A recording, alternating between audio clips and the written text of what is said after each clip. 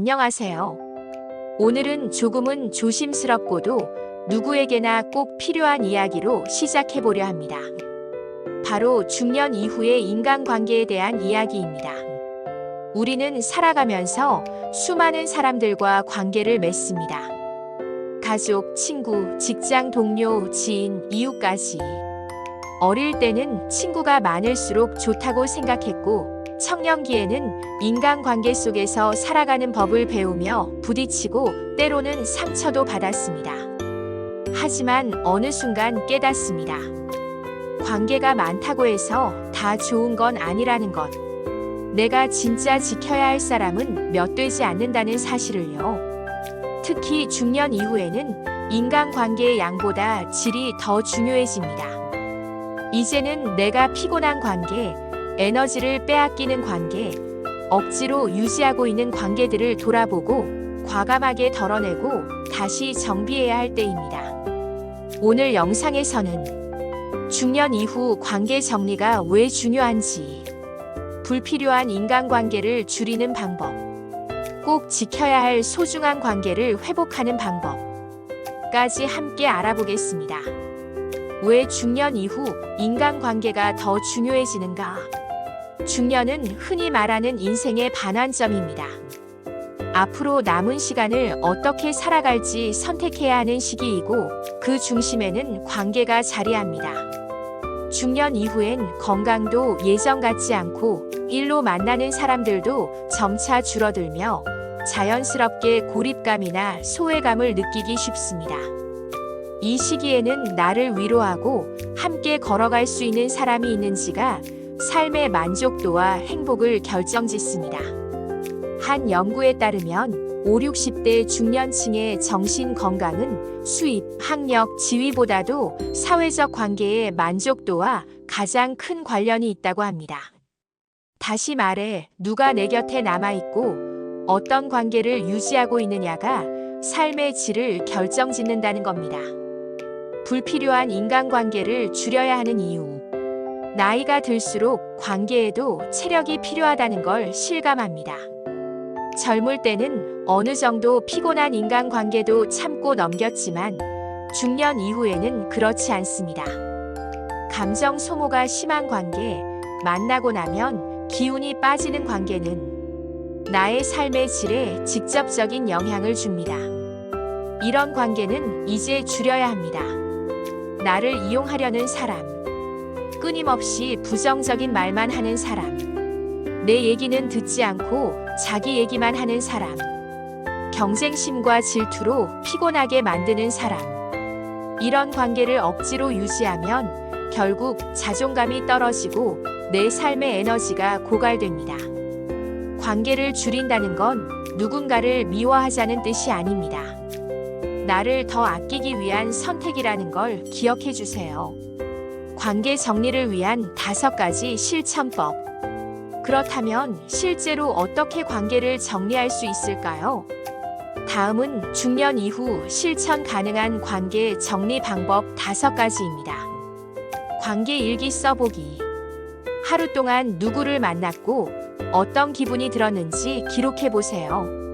만나고 나서 기분이 좋아졌는지 피곤했는지 적다 보면 내게 좋은 영향을 주는 사람이 누구인지 명확해집니다. 불편한 관계엔 거리두기. 억지로 모든 사람에게 친절하려 애쓰지 않아도 됩니다. 불편함을 느끼는 사람과는 물리적, 심리적 거리두기를 실천하세요. 연락을 줄이고 만남을 조절하세요. 단호한 태도 갖기. 상대방이 나를 존중하지 않을 때는 분명하게 선을 긋는 것이 필요합니다. 이 정도는 참아야지라는 생각보다는 이건 내가 받아들일 수 없는 영역이라는 경계를 세우세요. 비교하지 않기. SNS를 보다 보면 나보다 화려한 삶을 사는 것처럼 보이는 지인들을 보며 괜히 위축되거나 질투심이 생길 수 있습니다.